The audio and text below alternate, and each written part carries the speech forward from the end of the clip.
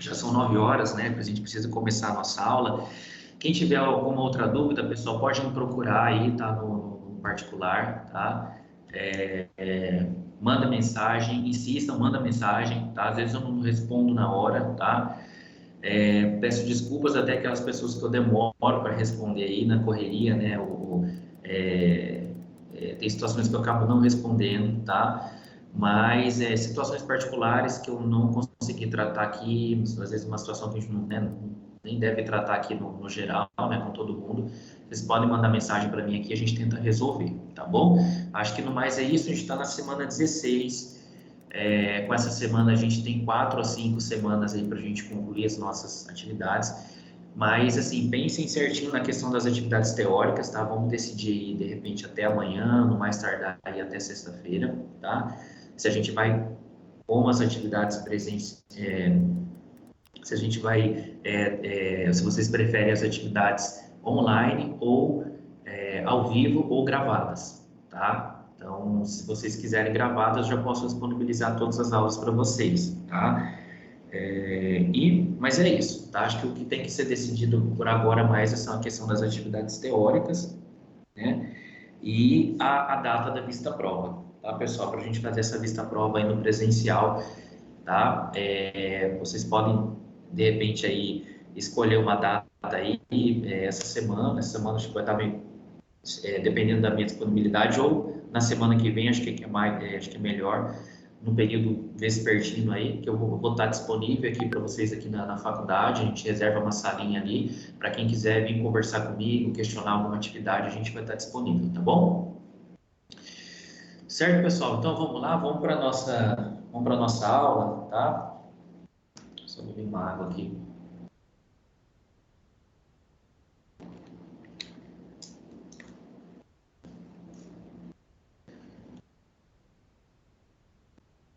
Só um pouquinho, tá, pessoal? Já vou compartilhar aqui a tela.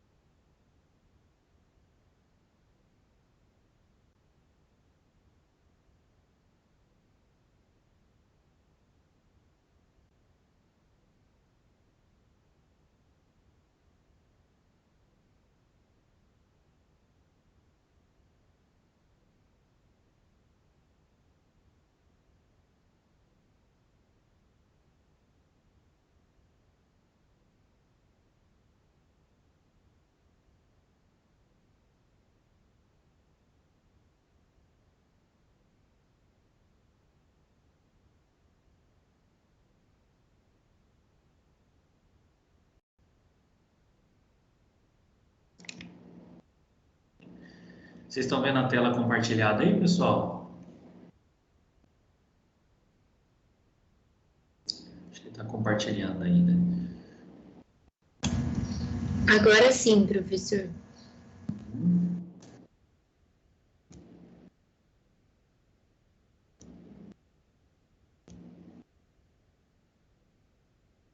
Bom, então vamos lá, pessoal. Vou começar a gravar aqui a aula.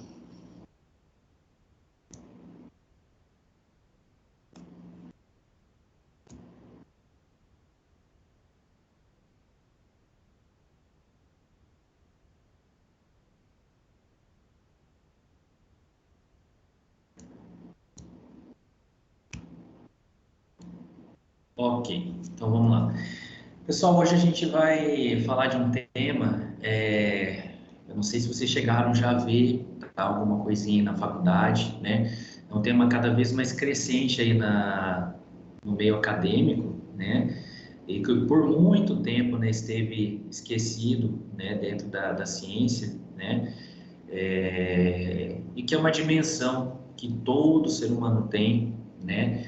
é uma dimensão extremamente subjetiva que todo ser humano tem e que a gente está descobrindo cada vez mais que impacta, sim, né, sobre a saúde, sobre o processo de saúde e doença do indivíduo, né, que é a espiritualidade, religiosidade e saúde, tá?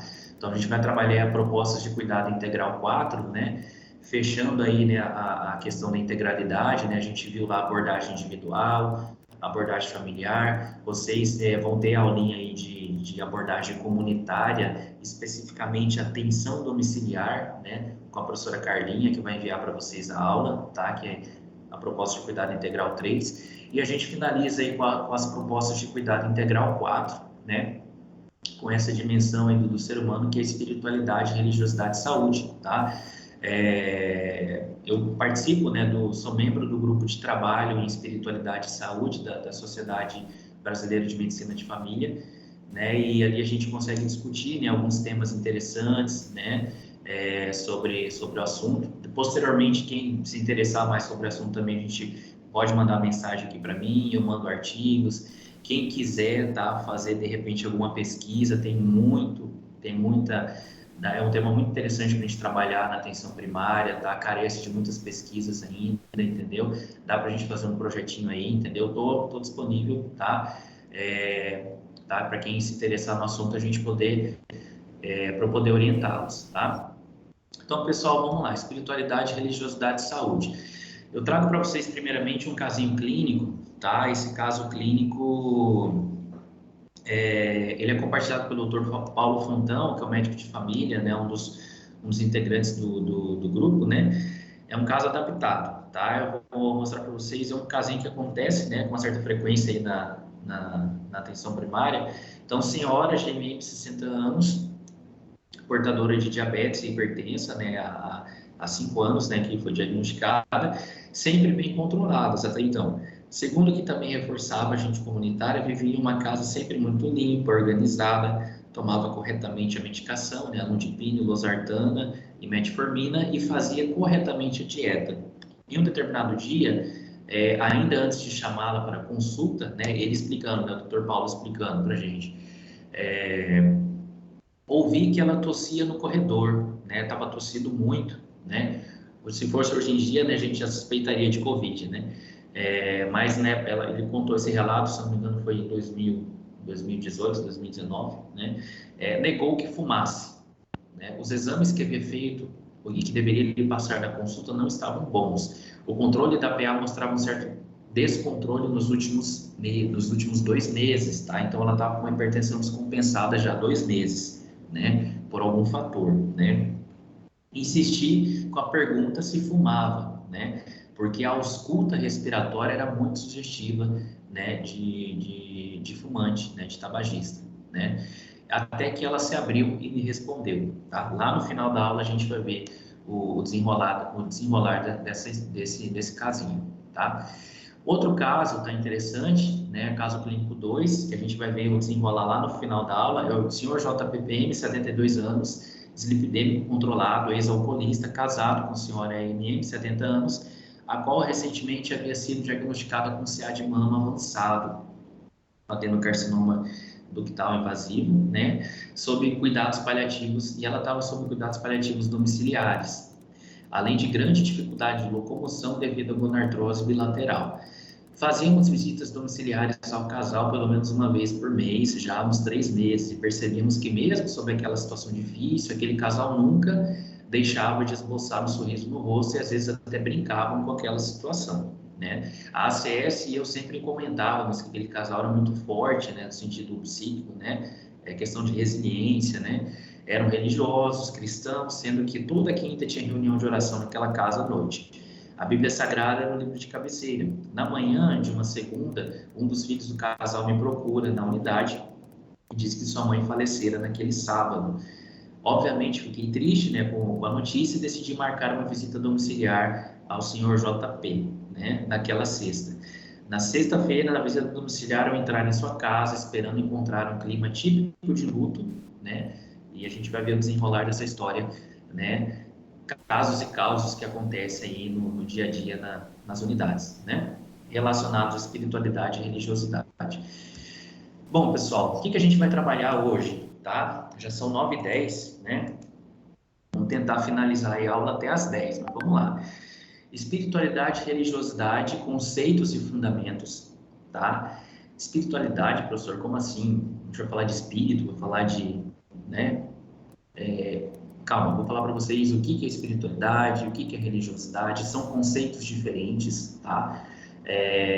Como que a gente pode aplicar isso dentro da ciência, tá? E dentro da medicina, tá? Que é importante a gente trabalhar. Então, vamos primeiro trabalhar conceitos e fundamentos, né?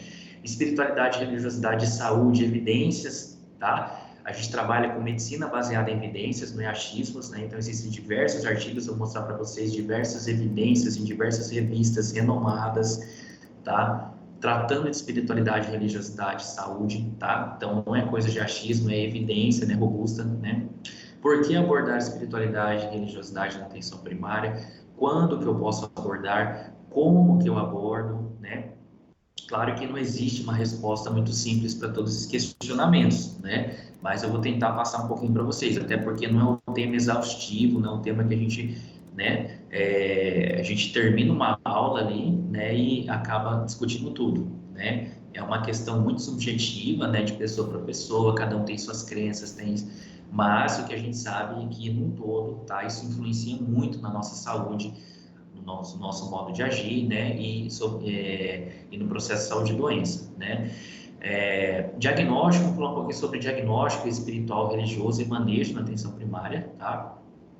Quanto que a gente pode abordar situações aí conflitivas, né, em relação às crenças do paciente, quando essas crenças estão influenciando, né, sobre a saúde dele, sobre a doença, sobre o tratamento, né, a gente tem que abordar, né, nós como médicos, que somos gerentes, coordenadores dos cuidados de saúde do nosso paciente, a gente tem que saber abordar, né? Se a gente vê que algo está influenciando sobre a saúde da pessoa, a gente vai fechar os olhos e falar, não, eu não sou religioso, eu não sei falar disso, né? Está impactando sobre a saúde da pessoa, você como médico tem que abordar, tá? Claro que você não vai abordar questões teológicas, técnicas da religião, da fé da pessoa, mas o que você puder andar e puder, como médico, falar para essa pessoa, né, que está acontecendo isso está influenciando nisso, a gente tem que falar. Vou falar um pouquinho para vocês como que a gente pode fazer isso, tá? Quando referenciar para quem, né? Líder religioso. Tem situações delicadas que a gente tem que, né, às vezes chamar na consulta um líder religioso e falar e expor a situação, né? Barreiras que devem ser vencidas, né? E vamos chegar em uma conclusão, tá? Então, vamos lá.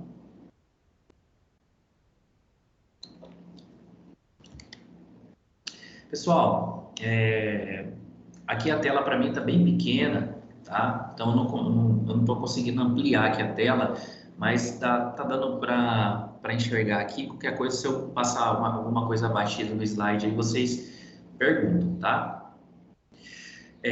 Então, pessoal, é o seguinte, por que, né, a gente deve abordar esse tema? Desde a década de 1990, pessoal, a Organização Mundial de Saúde, a OMS, a famosa OMS, né, ela define saúde, né, como estado dinâmico de completo bem-estar físico, mental, social e espiritual. Então, o domínio espiritual, ele foi acrescentado também no conceito de saúde pela OMS, tá? Então, desde a década de 1990, então já tem quase 30 anos, tá? Que ao falar de saúde, a gente tem que abordar aí tanto a dimensão física, como mental, como social, como espiritual. É uma dimensão que faz parte de todo ser humano. Ah, professor, mas eu sou ateu. Também faz parte da espiritualidade. A gente vai ver que o ateísmo, dentro do ateísmo também pode existir uma certa espiritualidade, tá? E a gente tem que saber trabalhar. Então, assim, nós como agentes de saúde, como médicos, né, a gente que trabalha com saúde, em especial nós que trabalhamos na atenção primária, com uma especialidade que trabalha com a integralidade, a gente tem que saber abordar esse tema, tá? Porque a própria OMS, ela traz no conceito de saúde a dimensão espiritual também, tá? Então, para isso, pessoal, vamos talvez para muitos ainda fica meio confusa essa questão de esses conceitos, né, de espiritualidade, religiosidade e religião. Tá? Vamos trabalhar um pouquinho primeiro esses conceitos. O que é religião, o que é religiosidade, o que é espiritualidade. Vamos trabalhar num conceito mais objetivo, mais palpável, né, que é a religião, passando pela religiosidade até a gente atingir aí a espiritualidade, tá? Que é um conceito mais subjetivo e mais amplo. Bom, religião, pessoal. Religião é definida, né, como todo sistema organizado aí de crenças, práticas e símbolos, né, envolvendo rituais e cerimônias que tem como objetivo aproximar do transcendente, o sagrado, né, ou alimentar o entendimento de responsabilidade e relacionamento entre os membros de uma comunidade. A palavra religião em si, ela significa religar, né? Religar a quem? Religar a um ser superior, a Deus, o cristianismo chama de Deus, a que o islamismo chama de Alá, enfim, o que muitas vezes o judeu chama de Jeová, né? Então, são alguns exemplos, né? Então, religar, então é todo o sistema de crenças, tudo que o homem cria ali, né? Cheio de dogmas, cheio de rituais, com o objetivo de religar-se, né, ao transcendente, ao sagrado. Existem inúmeras religiões no mundo, né? Mas a gente pode entender aí que quase todas as religiões, elas possuem 4 elementos básicos, né? O ser sagrado ou seres sagrados, né? A maioria das religiões, as religiões predominantes do mundo são monoteístas, né? Por isso que eu falo, né, um ser sagrado, né? Então aquele ser que deve ser cultuado, que é a referência, né, moral, que é a referência de pessoa, né? O Jesus Cristo, né, no cristianismo, né? Então, é a referência, é o ser que deve ser cultuado, venerado, deve ser glorificado, né? Então, existe o ser sagrado, existe um livro ou livros sagrados, né? A Bíblia é sagrada no cristianismo, a Torá no judaísmo, o Corão, o Alcorão para os muçulmanos, né? Existem líderes religiosos que são representatividades desse ser sagrado, né? Pastores, padres dentro do cristianismo, rabinos dentro do judaísmo, né? Por exemplo, existem os templos, né? Os templos que são construções aí físicas, né?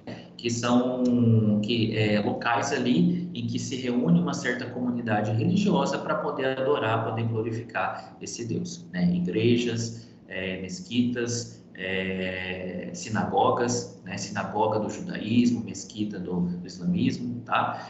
Então, basicamente, religião é isso, tá, pessoal? E religiosidade, o que é religiosidade? Né? Religiosidade é toda atividade religiosa envolvendo o esforço e a dedicação em se praticar uma determinada religião. Então, o quanto aquela pessoa se esforça, o quanto aquela pessoa pratica aquela religião, seus ensinamentos, tá? Seja pouco, seja muito, né? É a religiosidade, tá? É a prática da sua religião, basicamente. Então, a intensidade e o modo como o indivíduo acredita, segue e pratica uma determinada religião, tá? Existem 2 classificações de interesse clínico para a gente, que já toca na questão da medicina, que a gente tem que entender, e aqui já começa né, as influências do tema sobre a nossa saúde, né? Quem é mais religioso, quem é menos religioso, né? Isso já altera a questão dos comportamentos, dos hábitos, né? Então, a gente tem que entender 2 classificações que o Dr. Harold Kenny, né, que é um psiquiatra, que é um dos grandes estudiosos aí no assunto, ele traz para a gente que existem 2 classificações de interesse médico dentro da religiosidade das pessoas. É uma religiosidade organizacional ou não organizacional? O que é isso, professor? Organizacional é aquela religiosidade em que a pessoa frequentemente, por exemplo, ela vai na igreja, tal dia da semana, tantas vezes por semana, ela tem suas preces, faz as suas orações, tantas vezes por dia, ela, por exemplo, reza, ora ao acordar, ao dormir. Isso aí é a religiosidade organizacional, principalmente relacionada aí existe toda uma organização, existe um protocolo a se seguir dentro dessa religiosidade, tá? E a religiosidade não organizacional, tá? De repente a pessoa ela é adepta de alguma religião, enfim, ou, né, a gente tem aqui no Brasil a gente tem um termo, né? Católico, praticante ou não praticante, às vezes a pessoa ela se denomina, né, daquela religião, mas ela não tem o hábito, não tem aquele hábito, aquela frequência de, por exemplo, a igreja, por exemplo, né, é o não organizacional, mas tem suas preces individuais, faz as suas rezas, as suas orações individuais, enfim, não é tão organizado, não é tão organizado e não segue tanto um fluxo, um protocolo tão rígido, mais rígido, tá? Segunda classificação seria a primária, né, o que o Dr. Art Kent fala para a gente, intrínseca ou secundária extrínseca. O que é religiosidade primária, professor? É aquela religiosidade que a pessoa, ela é aquele tipo de religiosidade, a pessoa ela pratica aquela religião sem nenhum interesse secundário. É o mais saudável, né? Então a pessoa ela é adepta daquela religião, ela congrega naquela igreja, ela pratica aquela religião pelos princípios, pelos valores que estão inseridos naquela religião, tá? Porque ela acha que, ela acredita, né, que aquele é o modo de viver, né, e somente aqueles valores, aqueles princípios, aquela teoria que tem naquele livro sagrado, naquela religião, né, dela, com os líderes religiosos, tá? É uma religiosidade movida apenas a esses fatores. A religiosidade secundária já geralmente é aquela religiosidade que está ligada a várias situações, problema que a gente vê, tá, na sociedade, não só a nível individual, mas na sociedade. Por exemplo, é utilizar a religião para explicar ou para fundamentar algum outro tipo de interesse. Tá? Infelizmente, né, casos aí de situações, né, que envolvam dinheiro, que envolvam roubo, infelizmente situações de terrorismo, né, aí entra aqui o extremismo religioso, entra aqui, né, utilizar, né, a questão da fé para poder, né, de forma secundária aí, poder explicar atrocidades, atos, né, negativos, né? Aqui entra uma religiosidade que já é patológica, vamos dizer assim, no sentido social, no sentido individual, tá? Não vou aprofundar aqui no assunto porque, né, entra questões aí antropológicas, filosóficas, sociais, né? Então não é o foco da aula. Só para vocês verem que existem essas vertentes quando a gente estuda religiosidade, tá? Até aqui alguma dúvida, pessoal?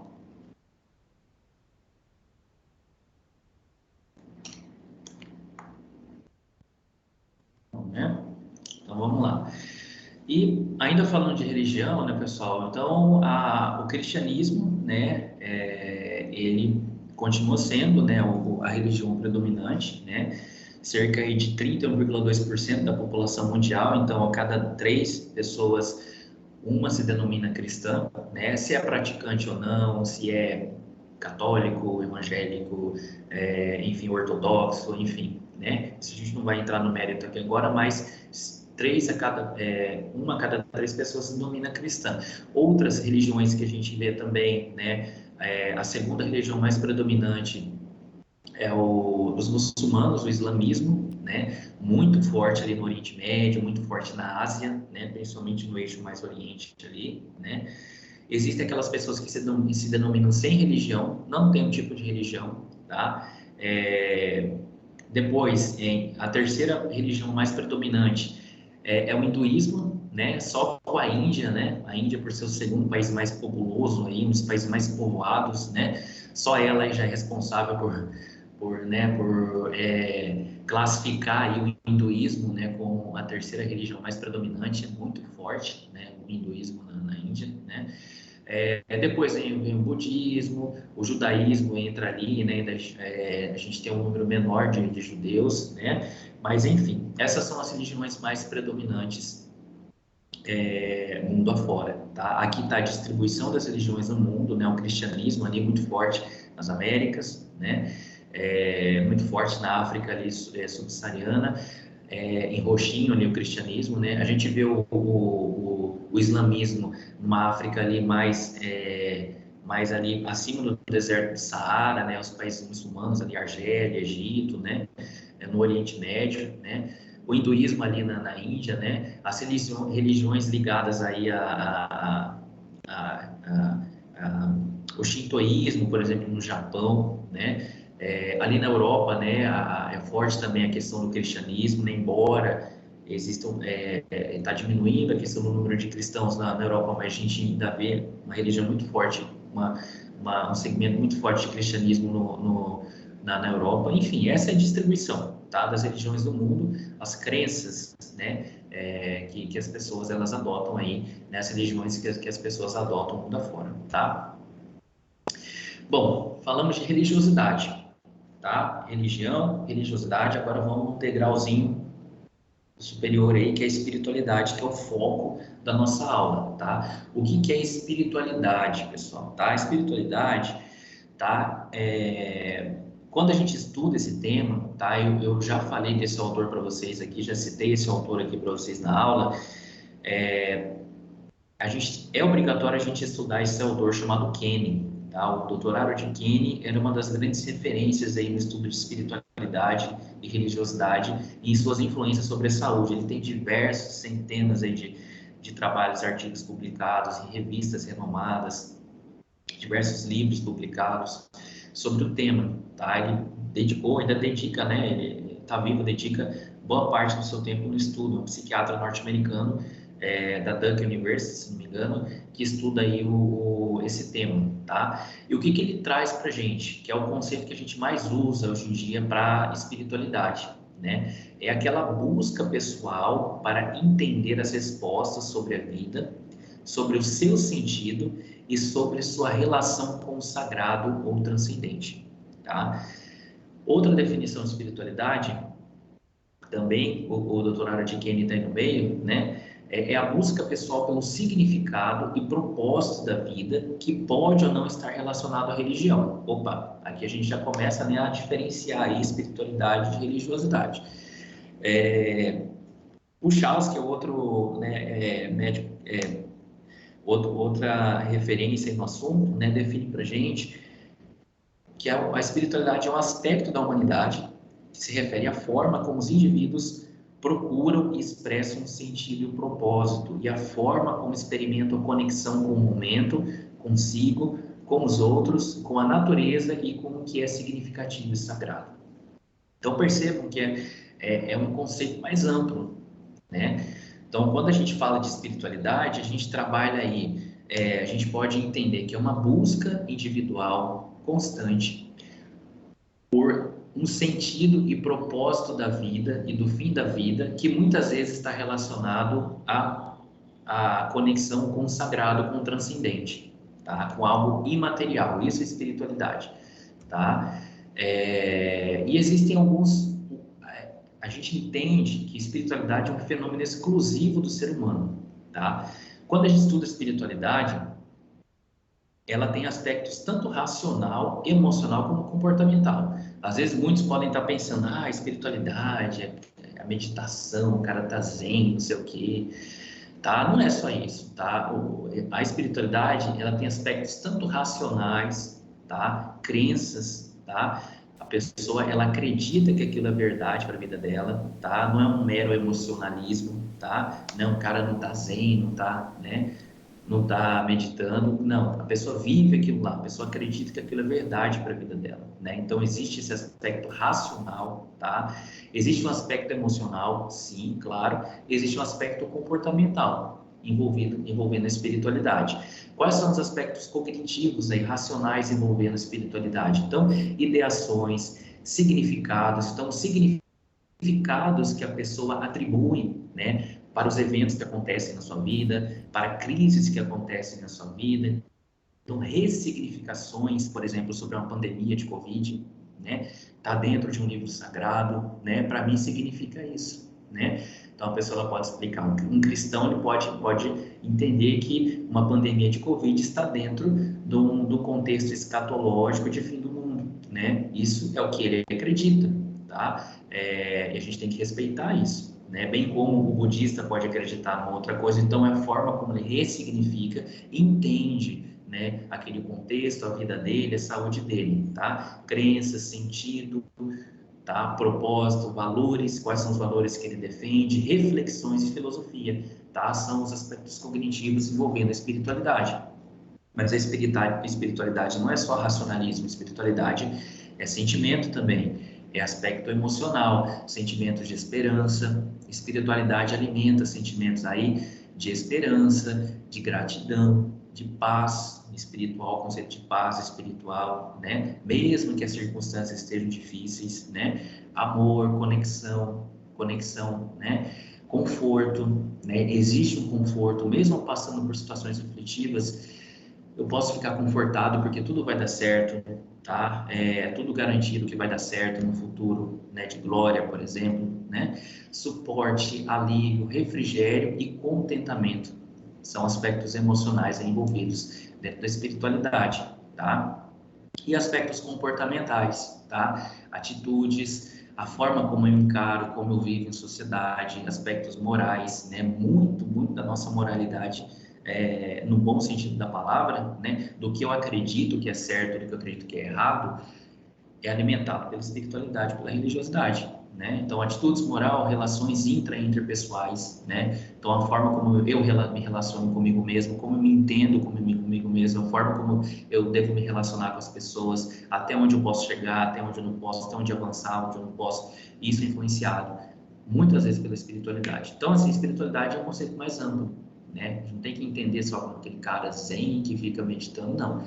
Tem aspectos racionais, aspectos emocionais, aspectos comportamentais, tá? Então, todos esses aspectos são aspectos existenciais voltados para o transcendente, o sagrado, que ele acredita ser sagrado, o imaterial e o eu profundo, tá? Então, falar de espiritualidade é falar de tudo isso, tá?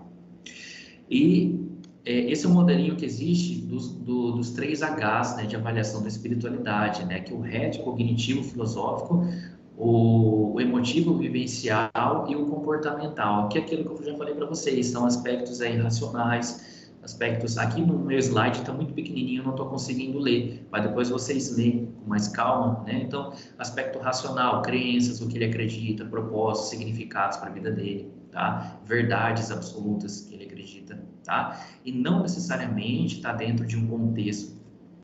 É até um parênteses que eu abro aqui, não querendo levantar polêmica, né? Mas não necessariamente está dentro de um conceito psicótico, né? O que ele acredita, né?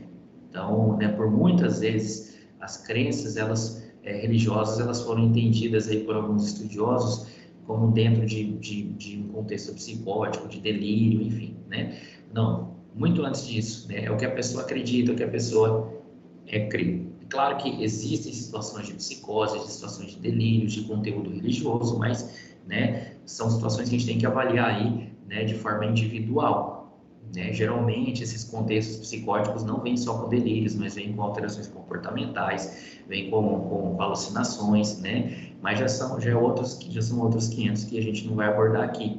Mas, de modo geral, você acreditar que aquilo é uma verdade absoluta para a sua vida, baseado nas suas crenças, baseado no que você, na sua religião, na sua espiritualidade, isso é extremamente normal. Todos nós temos um certo grau de espiritualidade, isso é normal, tá? Cognitivo, filosófico, né, emotivo, vivencial e comportamental, tá?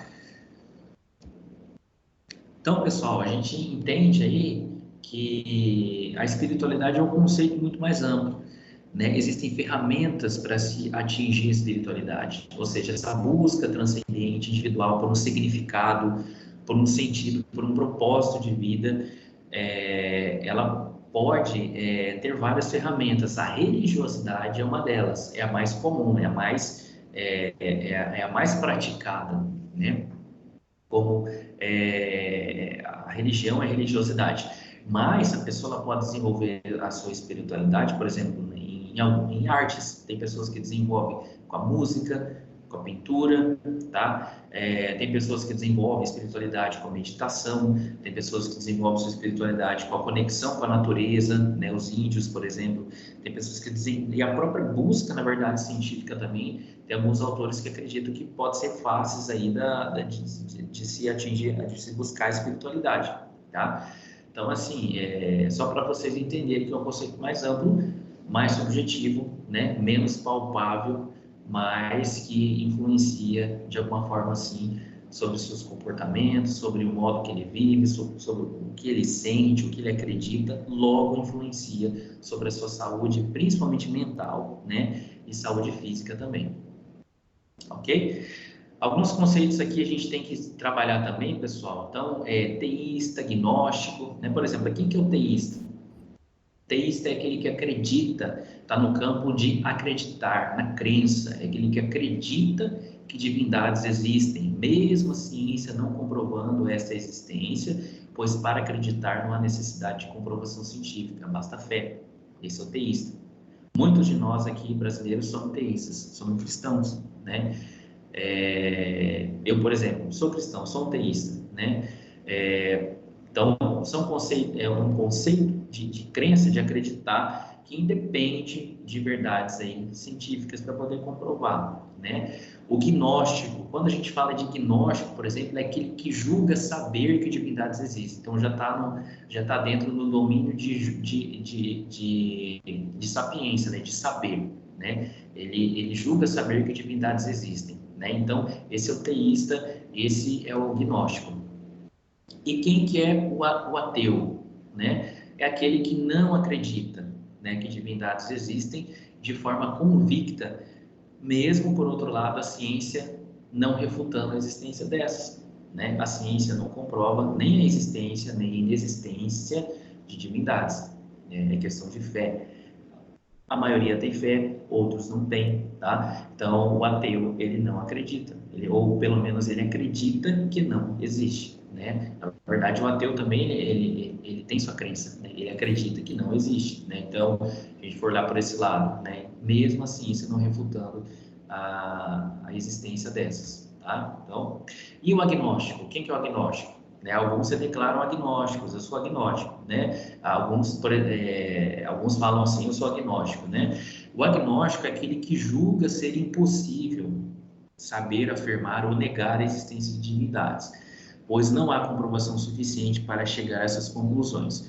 Tal dúvida existencial faz parte naturalmente da sua vida. Então, ele prefere adquirir um posicionamento mais neutro em relação ao acreditar e ao julgar saber, tá?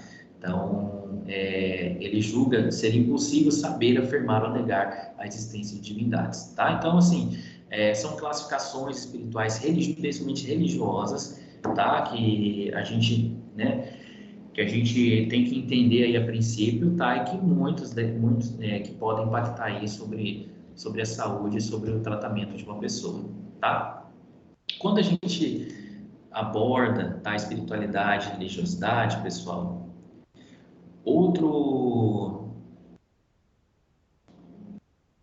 só um pouquinho, pessoal. Outro conceito, tá, que é muito estudado, que vocês vão ver muito, tá, é a questão do corpo religioso espiritual, tá? O que é o corpo religioso espiritual?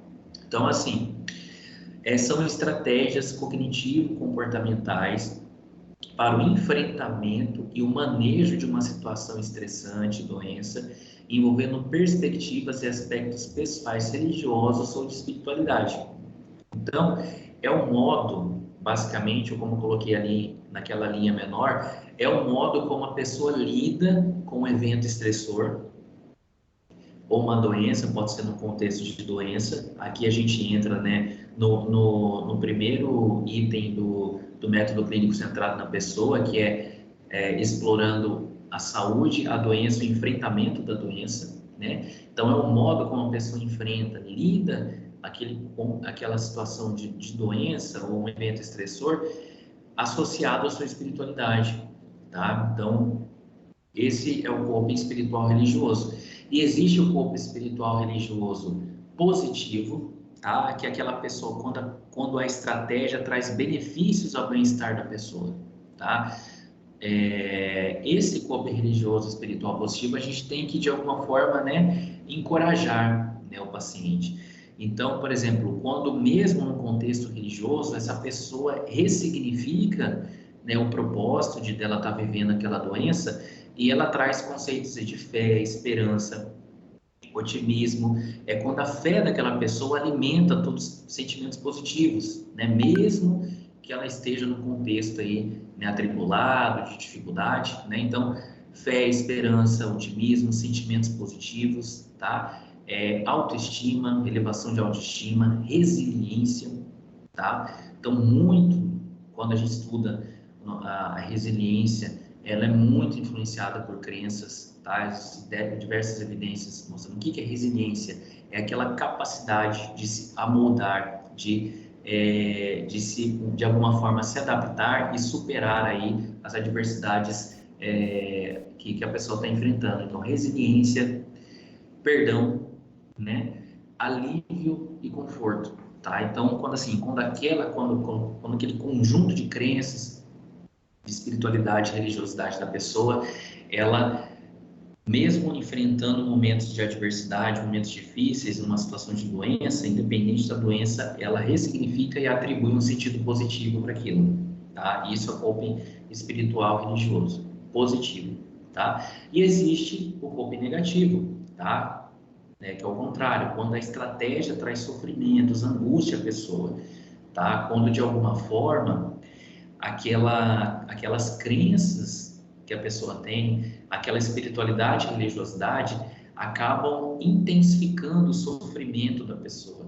Quando ela traz um propósito negativo para a vida dela, tá? Por exemplo, que é o que muitos autores gostam de chamar de dor espiritual, tá? Então, de modo geral, o profissional deve buscar a ressignificação ou reenquadramento dos conflitos. Então, aquela pessoa entra em conflito muitas vezes, né? Com um ser transcendente, né? Questiona muito, né? Por que está acontecendo aquilo na vida dela, né? Ideias de abandono e punições divinas. Não, eu tô assim porque é uma punição divina. Culpabilização é minha culpa, uma culpabilização extrema, né? Medo, mágoa, rancor, revolta, são ações do inimigo, enfim, né? Que a gente... Estou trazendo aqui exemplos, né, pessoal, que a gente mais vê, né, no dia a dia, né? Dentro, né, do nosso contexto aí brasileiro, né, de cristianismo, né? Eu não falei, né, mas a religião predominante aqui no Brasil é o cristianismo, 80% a 90% dos brasileiros se declaram cristãos, então a gente vai ver muito, quando a gente atende um paciente com coping religioso espiritual negativo, essa questão de culpabilização, é uma punição divina, né? E isso, de alguma forma, acaba intensificando o sofrimento. Então, aquela dor, por exemplo, ela se torna maior. Muitas vezes, pacientes aqui, aquele paciente difícil, com uma dor crônica incontrolável, um paciente difícil de tratamento, né, com uma adesão terapêutica aí, né, pobre. Então, assim, quando aquela crença daquela pessoa está trazendo um significado negativo de doença para a vida dela, tá? Então, exemplos aí, né, de um coping religioso espiritual positivo. Acreditar que aquela enfermidade grave e incapacitante é o momento pelo qual Deus usa para aproximar de seus filhos e fortalecer espiritualmente. Quantos casos a gente vê, por exemplo, de câncer na família que não aproxima, né, os familiares?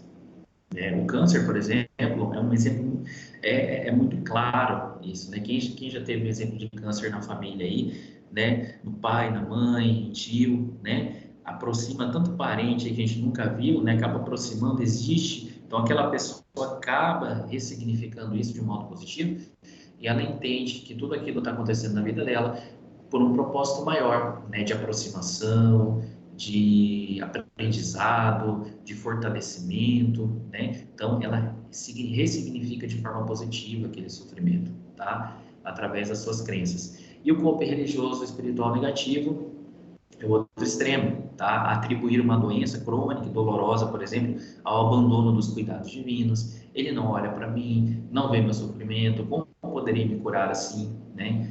Então, quando aquelas crenças estão impactando, estão intensificando aí o sofrimento da pessoa, tá? O enfrentamento da doença dela. Aqui é um quadrinho, tá? Que mostra aí algumas estratégias de coping religioso espiritual, tanto positivo como negativo, tá? Vocês deem uma olhadinha aí depois, tá? Procurar amor, proteção de Deus, maior conexão com forças transcendentais, tá? Buscar ajuda, conforto na literatura religiosa, buscar perdoar e ser perdoado, orar pelo bem-estar dos outros, resolver problemas em colaboração com Deus, ressignificar o estressor como agente de transformação pessoal, tá? Esse quadro aqui, ele tá dentro de um livro, de um tratado, tá, pessoal? Não é um livro de religião, é um tratado de medicina, tá? Esse quadro aqui, tá?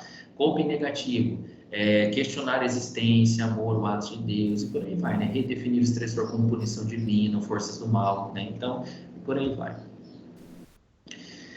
Beleza, pessoal? Alguma dúvida até aqui, pessoal? A gente pode avançar?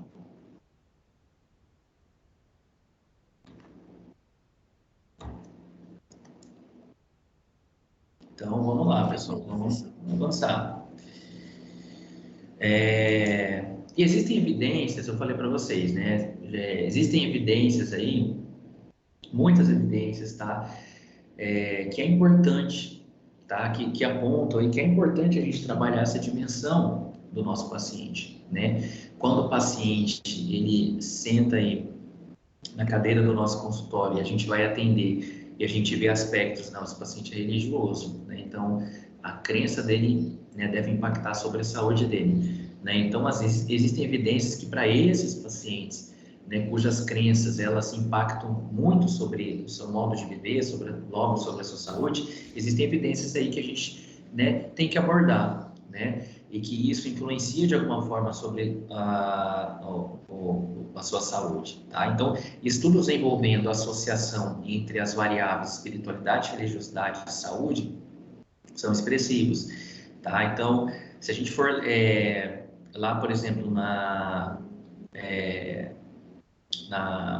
plataforma de busca lá do Medline, PubMed, né, por exemplo, e a gente vê lá que de 1871 a 2000 foram publicados cerca de 1.200 artigos, tá, trabalhos sobre o tema, tá? Desde do século XIX, ele publica, né, sobre esse tema. De 2000 a 2010, tá? Ou seja, num período de 10 anos, 2.100 publicações. Então, como aumentou vertiginosamente aí o número de publicações sobre o tema, né? Quais são as áreas, professor, que mais aborda esse tema, né? Obviamente, saúde mental. Cerca de 80% aí dos artigos que a gente tem sobre o tema, né, tá dentro da saúde mental. Tá? Então, quem gosta de saúde mental aí assim, tem que abordar esse tema. Tá? É um aspecto que influencia muito sobre a saúde mental, né, dos nossos pacientes. Então, 80% dos artigos aí trabalham esse conceito dentro da saúde mental, psiquiatria e psicologia, tá? Os outros 20% está dentro de especialidades que lidam com saúde orgânica, né? Aí, né? Com imunologia, cardiologia, né? Hoje, por exemplo, existe dentro da Sociedade Brasileira de Cardiologia o GENCA, né? Que é o Grupo de Estudo em Medicina, em Espiritualidade e Medicina Cardiovascular, que é liderado pelo Dr. Álvaro Aveso, tá? Inclusive, no consenso de prevenção cardiovascular, existe um capítulo falando só sobre espiritualidade e religiosidade, tá? Então, a espiritualidade e a religiosidade, ela impacta aí na prevenção cardiovascular também, tá? Dentro da endocrinologia, já aborda esse assunto, né, com pacientes aí, principalmente pacientes diabéticos, né? Na atenção primária e medicina de família, a gente fala muito sobre esse assunto, a gente trabalha com integralidade, né? Toda hora a gente tem que falar. Doenças crônicas diversas, na oncologia, muito forte também. Na medicina paliativa, né? É um dos aspectos que a gente tem que abordar dentro da medicina paliativa, dentro dos cuidados paliativos. Vocês já podem acessar a aula lá pelo AVA, né? Da doutora Alessandra, né? A aula de cuidados paliativos também. Aborda-se muito o conceito de espiritualidade, né? Pelo menos uma vez o paciente ele vai expressar algum discurso ali voltado à sua espiritualidade, religiosidade, né, que tem que saber abordado. Então, assim, são, né, só para mostrar para vocês que é um tema que, se não todas, muitas especialidades médicas já publicaram artigos falando sobre o tema, tá? Então, falando sobre esse tema. Então, é importante a gente conhecer, né, ter um conhecimento mínimo, tá? Aqui, pessoal, por exemplo, eu mostro para vocês, está muito pequenininho para mim o slide. Eu fiz essa pesquisa aí de literatura lá no dia 10 de maio, né? E já constava aí já todo só para vocês verem o número de publicações até maio de 2021 que existem sobre o tema, lá na PubMed, Medline, tá? A gente está falando de literatura científica, tá? A gente não está falando de literatura meramente religiosa, né, teológica, a gente está falando de literatura científica, tá? Voltado para a área de saúde, tá? Existem milhares de artigos aí publicados sobre o tema, mundo afora, diversas revistas, tá, renomadas, tá, com diferentes níveis de evidência, grau de recomendação, não vou entrar aqui no mérito, né, mas que é importante pelo menos a gente saber aí o básico, tá? Uma tabelinha, tá, sobre, só para vocês verem, assim, alguns artigos que são aí renomados aí, né, em alguns temas específicos. Por exemplo, já se estudou a correlação de espiritualidade, religiosidade com menor prevalência de depressão. Isso é bem fundamental dentro da saúde mental. É um fator protetivo para a depressão, tá? Aqueles pacientes que têm um coping religioso espiritual positivo, né, que graças a Deus é a maioria dos pacientes, ou seja, é um fator tanto de prevenção como um fator que pode impactar de forma positiva sobre o tratamento, né, da depressão, da ansiedade, até do transtorno afetivo bipolar não tem muitas evidências, mas é principalmente da depressão, da ansiedade. Quando a gente entra nos transtornos psicóticos, já é um pouquinho mais complexo, tá? Porque, né, entra a questão do delírio religioso e tal, então a gente tem que estudar o tema com um pouquinho mais de parcimônia ali. Mas o transtorno mental mais comum aí, que é a depressão, a gente sabe que a pessoa mantendo uma espiritualidade e religiosidade positiva, isso impacta de forma positiva, protegendo ela de quadros depressivos. Menor progressão para a doença de Alzheimer, menor progressão para a doença arterial coronariana, menores níveis de proteína C reativa, ou seja, um estado inflamatório, né, menor, melhor qualidade de vida, né, em diversos aspectos, menor mortalidade geral, tá? Isso é muito estudado, tá? Então, impacta sobre a mortalidade, tá? Menor exposição a álcool, tabagismo e demais substâncias psicoativas, né? Isso não preciso nem comentar, principalmente na adolescência, né? É um fator protetivo, né? Então, alguns dos artigos que eu mostro para vocês de como já foi estudado aí, já desde décadas passadas aí, a gente já tem evidências aí, tá, importantes do tema impactando aí de forma positiva e sobre a saúde, tá? Bom, pessoal, diante de tudo isso, por que eu devo abordar a espiritualidade e a religiosidade dentro da atenção primária, né? Não só na MFC, na medicina de família e comunidade, mas dentro da atenção primária. Então,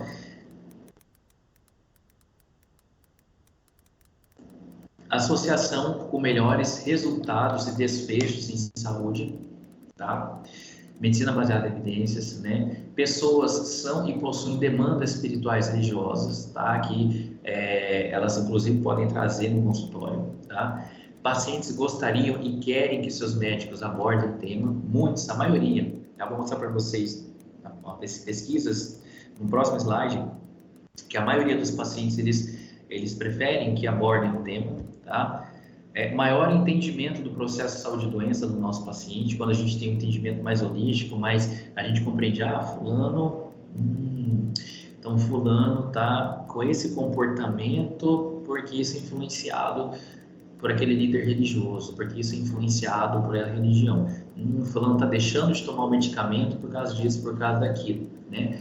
Então, otimização e fortalecimento da relação médico-pessoa, paciente, né? Maior adesão terapêutica por parte do paciente, né? Humanização da abordagem médica, promoção de um cuidado diferenciado e maior satisfação da pessoa cuidada. São alguns motivos pelos quais a gente pode abordar aí esse tema no nosso dia a dia clínico, tá? Aqui eu coloco para vocês, né, alguns artigos também, tá? Não vou falar de todos, mas, por exemplo, 93% das pessoas, um estudo publicado lá em 1992 ainda, né, praticamente 30 anos aí, 93% das pessoas concordam que seus médicos deveriam considerar suas necessidades espirituais. É complexo, é difícil, né, pessoal?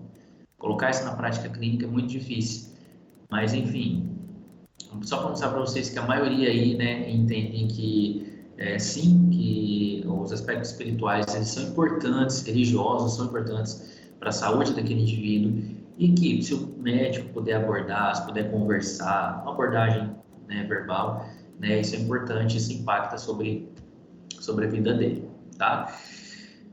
Por que abordar? Agora eu vou falar sobre como abordar. Professor, mas aí como que eu abordo? Né? Na verdade, quando? Né? Quando que eu posso abordar? Né? Qual que é o momento ideal? Né? Enfim, não há um consenso de um momento ideal, né? Mas a abordagem desse tema pode ser realizada oportunamente em diversos contextos, né? Então, primeiro, médico e paciente devem se sentirem à vontade, possuírem mútua confiança, né? Não, muitas vezes não é um assunto delicado, que você não vai conseguir abordar ali muitas vezes na primeira consulta, mas, né, tem que ter aquela relação de confiança, né, de abertura, né? Ambiente calmo em tempo adequado, né? E a gente tem isso em todas as unidades, né? Ambiente calmo em tempo adequado, né? Abordando doenças crônicas, né? Interessante, principalmente aqueles quadros, né, de recidiva, refratários a tratamento, né? Será que não tem algum aspecto aí psicológico, um aspecto espiritual religioso envolvido, né, nessa demanda de quadro crônico do paciente? Saúde mental, luto, transtornos, né? Preferencialmente a partir da segunda consulta, né? Sentimentos de confiança mais amadurecidos, maior abertura, aquilo que a gente falou. Porém, quando há queixas possivelmente fortemente associadas a demandas espirituais religiosas já na primeira consulta, né? A gente deve abordar imediatamente, por que não? Após a identificação, quando eu vejo que aquela pessoa ela traz estigmas, né, de ser religiosa, né? Então, e principalmente se ela é compactuada a mesma fé que a sua, né? Afinal de contas, nós também temos as nossas fés, né? Aderir, como, né? Tipo, a gente vê, ela percebe que o paciente utiliza algum adereço, algum instrumento religioso que o paciente, né, está portando, né, correntinha, com crucifixo, enfim, a forma como a pessoa se veste, né, a gente logo percebe, não, essa daí é religiosa, essa pessoa pertence a alguma religião, né, então, né, se for alguma religião que você compactou também, isso vai fluir de forma muito mais fácil, né, e se você vê que tem algo da religiosidade dela impactando sobre a saúde, né, a gente tem que abordar, tá? Após a análise criteriosa do discurso espontâneo do paciente, né, avaliar expressões, né, que se repetem, né, se o senhor permitir, graças a Deus, a Nossa Senhora, da outra reencarnação eu devo ter feito muito mal, enfim, né? Dá para ver aspectos aí da religião da pessoa pelo discurso dela, né? E, enfim, né, se é cristão, se é espírita, se é pertencente a uma religião afro, se é muçulmana, enfim, se é judeu, enfim, né, que é o que a gente mais vê no nosso contexto aqui no Brasil, tá? Como abordar, tá? Como que eu faço a abordagem, né? E aí, professor, e aí? Mas como que eu vou, né, abordar essas questões, tá? Primeiro, pessoal, a gente tem que entender que quando eu abordo esse tema no consultório médico, eu tenho que ter objetivos clínicos muito claros, tá? Os dois grandes objetivos clínicos de abordar a espiritualidade e religiosidade do meu paciente o primeiro objetivo é levantar e manejar questões espirituais religiosas protetoras, as que contribuem para a origem, manutenção e o restabelecimento da saúde. Então, o meu objetivo é clínico. Se tem algum aspecto da religiosidade, da crença daquela pessoa que está impactando de forma positiva, olha, ele está praticando mais atividade, ele está tendo uma dieta mais adequada, influenciada pelas suas crenças, ótimo, é importante a gente estimular, é importante a gente orientar, tá? Intervenção verbal, né?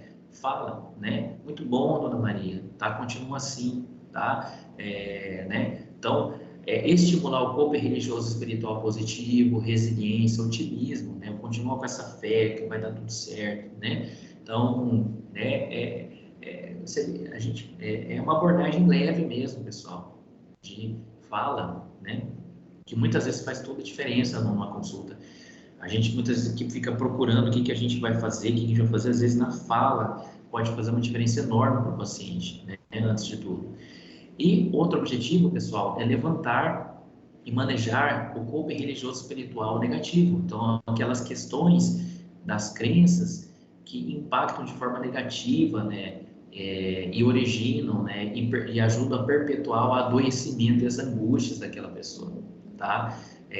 Então, tudo aquilo, por exemplo, que a gente vê que da religiosidade, da espiritualidade, que está impactando de forma negativa sobre a saúde daquele indivíduo, tanto no seu comportamento, como no seu modo de pensar, enfim, questões sentimentais. É delicado, eu sei, mas pelo menos a gente deve tentar fazer yoga, Maria. Então, compreendo, tá, as suas crenças, compreendo a crença da senhora, mas estou percebendo aqui que isso pode estar impactando de forma negativa sobre a vida da senhora, né? Então, esse hábito que a senhora está adquirindo, essa situação que a senhora está vivenciando, né?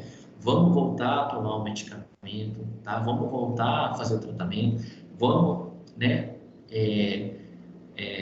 Vamos ter um comportamento mais saudável, né? Tá? Abordar com toda a delicadeza, pisar em ovos, né? Mas nós, como eu falei para vocês, como agentes de saúde, a gente tem que saber, né, abordar, tá? A abordagem, ela pode ser não estruturada ou uma abordagem estruturada, tá? E ela visa buscar aí o bem-estar espiritual, religioso, né, clínico do paciente. Eu devo ter acolhimento, compaixão, compreensão, respeito e empatia. Já falei para vocês aqui. Primeiro eu tenho que compreender, tenho que entender a fé daquela pessoa, por que ela adere àquela fé, tá? Nunca, jamais expressar julgamentos, né? Afinal de contas, o nosso objetivo é clínico, tá? É o que está impactando sobre a saúde daquela pessoa, da fé dela, da crença dela. É isso que eu vou trabalhar, tá? Não vou abordar aí, a princípio, aspectos teológicos do porquê ela tem que seguir ou não, o que ela tem que fazer ou não. Mas o que importa aí é a saúde daquela pessoa, tá? A abordagem, ela pode ser não estruturada, é um diálogo simples, flui o diálogo, você vai falar de acordo ali com que o discurso do paciente, ela não demanda ali um checklist, um instrumento de avaliação ali, tá? Então, ela é mais, a vantagem dela é que ela tem um tempo menor, uma fluidez espontânea na entrevista, né? A desvantagem é que a avaliação muitas vezes é incompleta da real dimensão religiosa e espiritual da pessoa, né? Então, existe a abordagem não estruturada, né? Então, é baseada no discurso que a gente faz aí do nosso paciente. E existe a abordagem estruturada. O que é abordagem estruturada, professor? É quando eu utilizo aí instrumentos de avaliação. Existem instrumentos de avaliação de espiritualidade e religiosidade na prática clínica? Existem, tá? Então, que podem nos auxiliar de como a gente pode, né, abordar de forma mais estruturada, né, mais aí organizada, né? Então, é realizada com auxílio de um questionário para obtenção da história espiritual religiosa da pessoa e visa um levantamento estruturado de informações clínicas como fé e crenças, práticas espirituais e religiosas, quantidade e qualidade, importância daquelas crenças, da espiritualidade, da religiosidade na vida e no processo de saúde e doença da pessoa, presença e contribuição, suporte social, o quanto eu gostaria que questões espirituais e religiosas fossem consideradas, né? Então, mas a gente tem que entender, pessoal, que elas não devem servir só de um checklist, né? Ah, fulano tem muita fé, fulano isso impacta muito sobre a saúde, tá? Eu tenho que saber utilizar aquela informação e agora, né? Como que eu vou agir, tá? E não deve ser só um checklist, né? Eu vou mostrar para vocês, pessoal, assim, os instrumentos que mais são utilizados aí, que a literatura médica mais recomenda, tá? que a gente pode aplicar no dia a dia clínico é o FICA, não sei se vocês já ouviram falar, que é um instrumento que avalia basicamente a fé, né? O HOPE, que avalia fontes de esperança, né? O Spiritual Story, né, que avalia a história espiritual do paciente, e o Durel, tá, que foi confeccionado pelo doutorado de Química, que avalia aspectos da religiosidade, tá, do paciente. Então, por exemplo, o FICA, né, o FICA, ele é um acróstico, né, F-I-C-A, né, F de fé, crença, né. Você se considera religioso, espiritualizado? Você tem crenças espirituais ou religiosas que te ajudam a lidar com problemas, né? Então, assim, instrumentos ali, né, de avaliação que vão te ajudar, você como médico, como entrevistador, né, a levantar informações aí sobre aspectos da religiosidade, espiritualidade do seu paciente, tá? Enquanto isso impacta sobre a vida dele. O Hope, ele fala de fontes de esperança, né? E o quanto isso vai impactar, né, sobre a saúde do paciente, tá? O FICA e o HOPE, eles são interessantes no dia a dia clínico, na assistência. Já o índice de religiosidade do Durel, ele é mais interessante para pesquisa, tá? Então, por exemplo, com que frequência você pratica, vai no templo religioso tantas vezes por semana e tal, tal e tal. Então a gente levanta aí a religiosidade da pessoa, tá? Isso é interessante, é bacana para a gente fazer pesquisas, né? Por exemplo, a gente quer levantar a associação entre espiritualidade e religiosidade e sintomas depressivos, associação entre espiritualidade e religiosidade e sintomas ansiosos ou aderência, adesão ao tratamento, tá? Um dos instrumentos mais utilizados aí pela literatura médica, né, medicina baseada em evidência, é o Durel, tá? Ele é bem objetivo, bem claro, ele levanta religiosidade, tá? Muitos artigos sobre o tema, eles utilizam esse instrumento de avaliação. Aqui é a religiosidade, espiritualidade sendo aplicada dentro do método clínico centrado na pessoa, tá, pessoal? Eu estou lendo um pouquinho mais rápido, que já são 10h07 aqui no meu relógio, então vocês vão ver lá, tá? Que ela pode ser trabalhada dentro do método clínico centrado na pessoa, os 4 componentes, explorando a saúde, a doença, a experiência da doença, entendendo a pessoa como um todo, né? Elaborando um plano conjunto de manejo dos problemas, tá? E intensificando a relação entre pessoa e médico. Então, abordar aspectos religiosos espirituais é a gente fazer uma abordagem individual, né? E a gente pode utilizar o método clínico centrado na pessoa, que a gente já teve uma aula sobre isso, né? Não vou frisar aqui, né? Então, a gente pode utilizar, a gente pode aplicar o MCCP com essa temática espiritual religiosa, se isso for importante, né, para a vida do paciente. Aqui é um fluxograma, pessoal, de Buchalski, né? Como que a gente maneja aí casos de espiritualidade, religiosidade, né? A gente, por exemplo, primeiro, a gente levanta a história espiritual religiosa. Então, a gente pode utilizar o FICA, que é aquele questionário que eu mostrei para vocês, o HOPE, tá? Geralmente o FICA ou o HOPE. Aí a gente vai classificar esse paciente em 3, a gente vai triar esse paciente em 3 grandes grupos, tá? Segundo o fluxograma de Buchalski, né, adaptado, né? Esse paciente, ele tem um componente, ele não tem, lá naquele quadradinho mais à nossa direita ali, né? Sem componente espiritual religioso influenciando aspectos físicos, psicossociais. Então, assim, então eu percebo que para esse paciente, tipo, não importa muito as crenças dele, o que ele pensa em relação à religião, o que ele acredita, então, tipo, tem pouco impacto sobre a saúde dele. Ele até expressa uma fé, mas não é praticante, tem pouco impacto. Então, né, eu não vou me ater a essas questões na consulta médica, né? Então, eu vou continuar o cuidado médico na unidade, com equipe multidisciplinar, e encaminhar se necessário, né, referenciar, enfim, né, eu vou abordar outros aspectos clínicos mesmo, tá? Mas, se o paciente, por outro lado, né, outro quadradinho ali, né, um amarelinho ali, mais à nossa esquerda, ele tem um componente espiritual religioso apenas, né, ele tem situações da sua espiritualidade e religiosidade, que são angustiantes, mas assim, não impactam, tá, sobre a sua saúde ali, tá? Ou se esse paciente, ele tem algum componente espiritual religioso, aquele quadradinho ali do meio, né, que influencia aspectos da sua saúde física, psicológica, influencia tem aspectos comportamentais relevantes, né, o que eu vou questionar, né? É uma questão espiritual religiosa simples, né? Muitas vezes essa pergunta é difícil, né? Enfim, sim, é uma questão espiritual religiosa simples. Então, eu vou fazer uma intervenção verbal pontual em relação aos aspectos do diagnóstico espiritual religioso e de sua saúde, tá? Se eu vejo que é uma questão assim mais simples de resolver, tá? Eu posso falar para a Dona Maria, posso falar para o Sr. João, né? Como eu já citei algum exemplo aqui, isso que o senhor está realizando, o senhor está fazendo, está influenciando de forma negativa sobre a saúde do senhor, tá? Entendo que faz parte da crença, mas a gente tem que entender que está fazendo mal para a saúde do senhor, tá? Então, fazer isso ou deixar de tomar tal medicamento, né? Então, como que a gente pode resolver isso? Vamos voltar, né? Então, geralmente questões espirituais religiosas simples a gente trata dessa forma.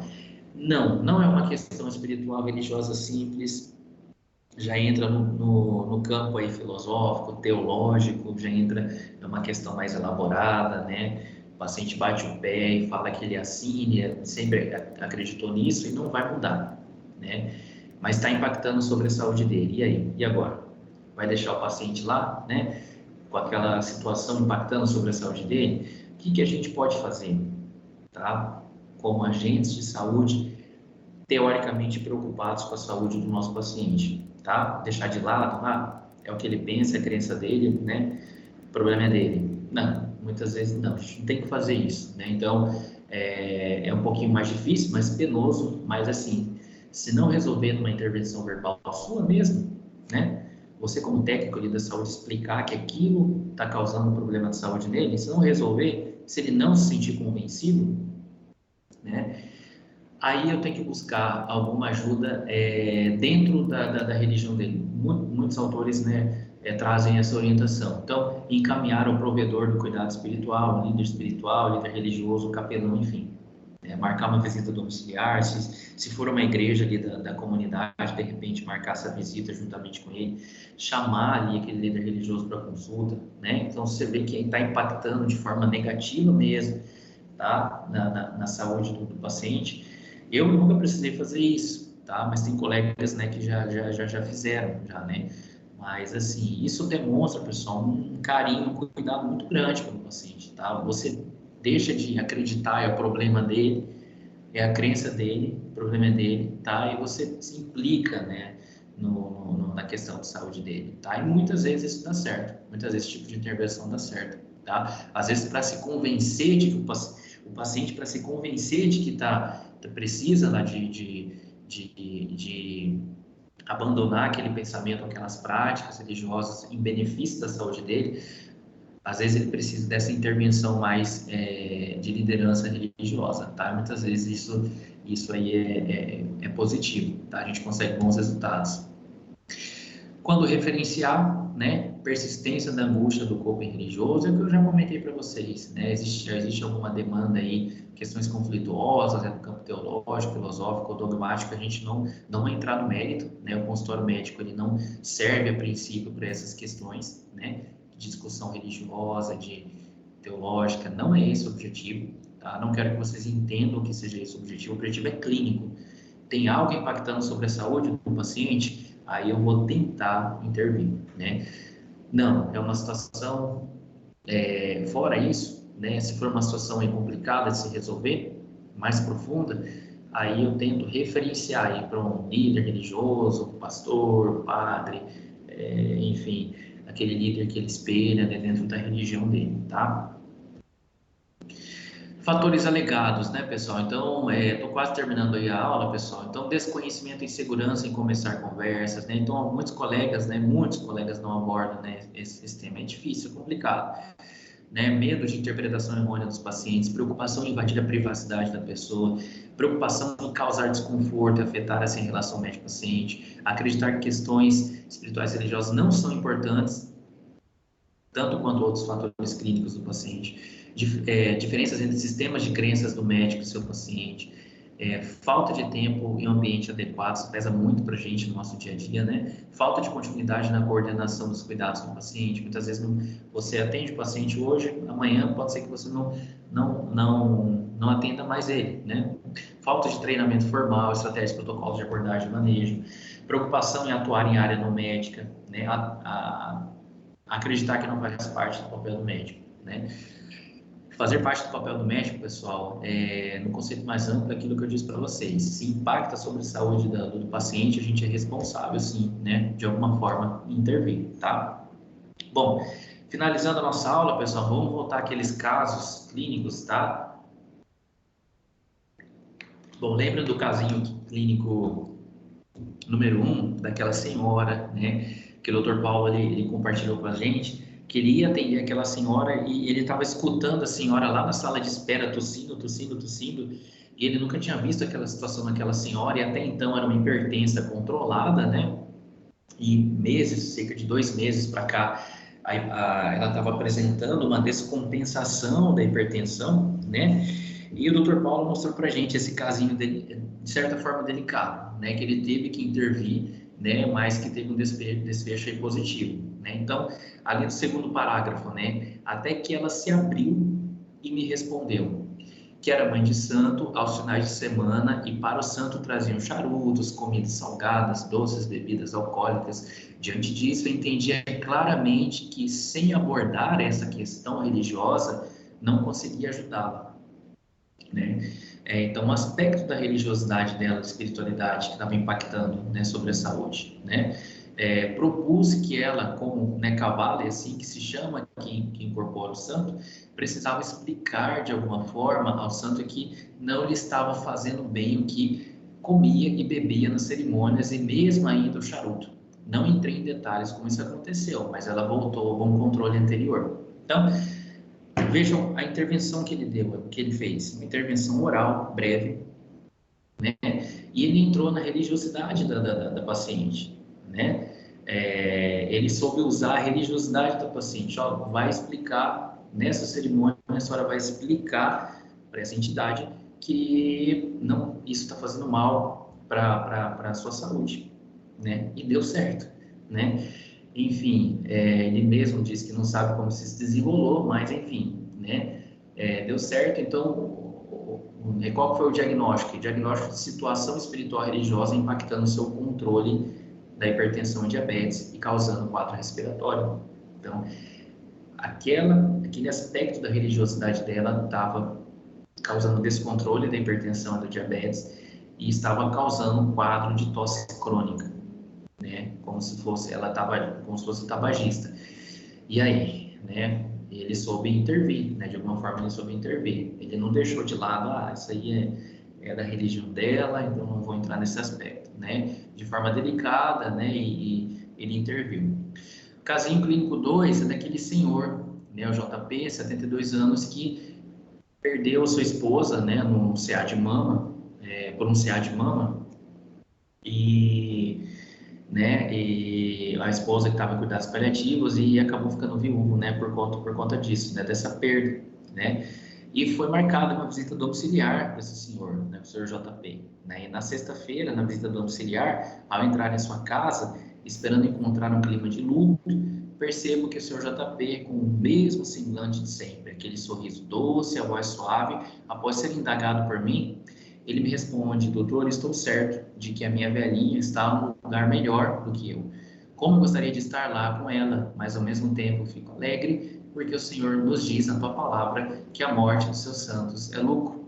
Então, dentro da religiosidade e espiritualidade dele, cristã, ele soube ressignificar aquele luto, aquela situação, né, difícil, né? Passada uma semana, recebo notícia de que o JP havia falecido na noite anterior. Seus filhos o encontraram morto pela manhã na cama, porém sem sinais de morte violenta, sem saber explicar o que acontecera. casos e causas, né, que a gente vê no dia a dia, né? A gente trabalha muito com a população geral, tem casos muito, né, casos e casos que acontecem. Então, o que foi essa situação? Situação espiritual religiosa cristã com cope positivo, né, diante do luto, né, e da situação de doença em familiar próximo, tá? Então, aspectos aí aspectos mentais, né? Bom, concluindo, pessoal, a atenção, a medicina de família, né, como atuante, ou medicina generalista, como atuante ali na atenção primária, enquanto especialidade médica que trabalha com a visão integral do ser humano, né, e com medicina baseada em evidências e método clínico centrado na pessoa, possui campo fértil e boa aceitação para abordagem desse tema na prática clínica, né? Claro que tudo dentro de evidências, medicina baseada em evidências, MCCP, né, método clínico centrado na pessoa, né, são evidências, né? A espiritualidade e a religiosidade impacta sobre a saúde tanto a nível preventivo como curativo e de reabilitação sobre diversos sistemas orgânicos e contextos, como mostrar para vocês. Saber a razão, os motivos, o momento ideal e a forma de se abordar é importante para o bem-estar do binômio paciente médico, né? Seja sensível, ouça, né, compreenda as necessidades, demandas e angústias espirituais e religiosas do seu paciente. Estudar o tema e suas implicações e mecanismos sobre a saúde, o adoecimento e a cura e estabilização constituem uma necessidade crescente da medicina, né? E novas pesquisas devem ser realizadas aqui no Brasil a nível de atenção primária sobre os impactos, né? É um campo muito fértil para pesquisa, né? Sobre a saúde individual, familiar e comunitária. E próximos passos e desafios, né, pessoal? Não entrei muito nessa questão de mérito, né? Mas os mecanismos neurobiológicos envolvidos em espiritualidade e religiosidade, quais são as áreas ali do encéfalo, as áreas cefálicas cerebrais que estão envolvidas, né? Existem diversos estudos aí de pessoas orando, meditando, rezando, praticando aí, né, preces religiosas, tá? Eu não entrei no mérito, senão a aula já está extensa, né? Ficaria muito extenso.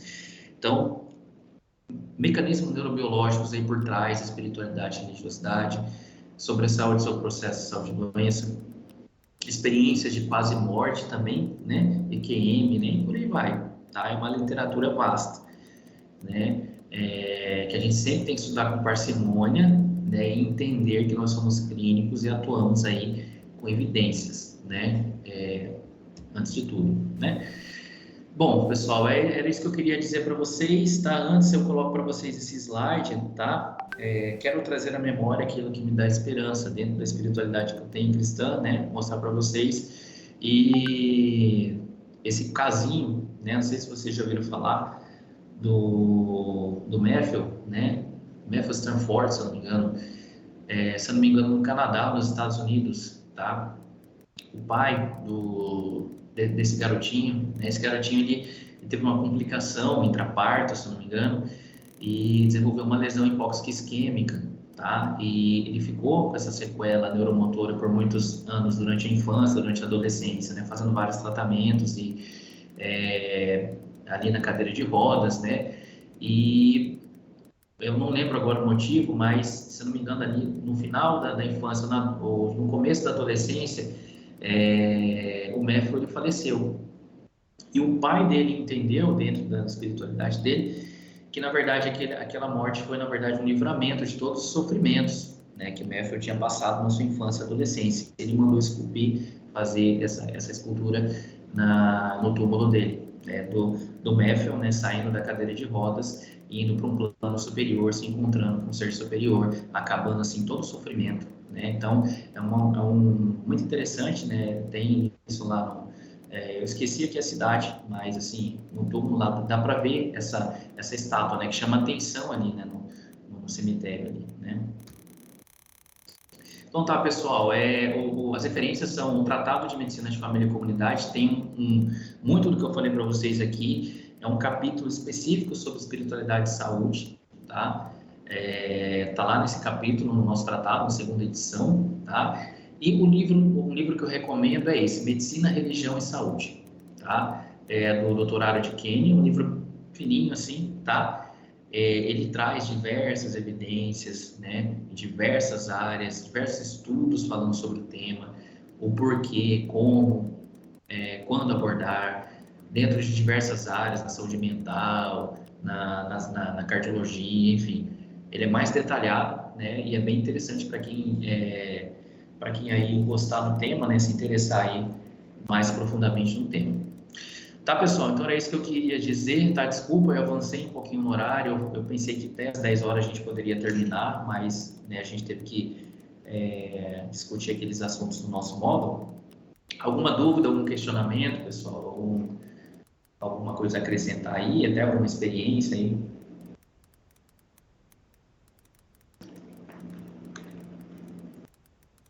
Acho que não, né, pessoal?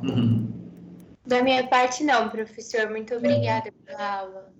Nada, imagina, pessoal. Então, é isso, né? Um tema amplo, né? Um tema desafiador, né? A gente abordar isso na prática clínica, né?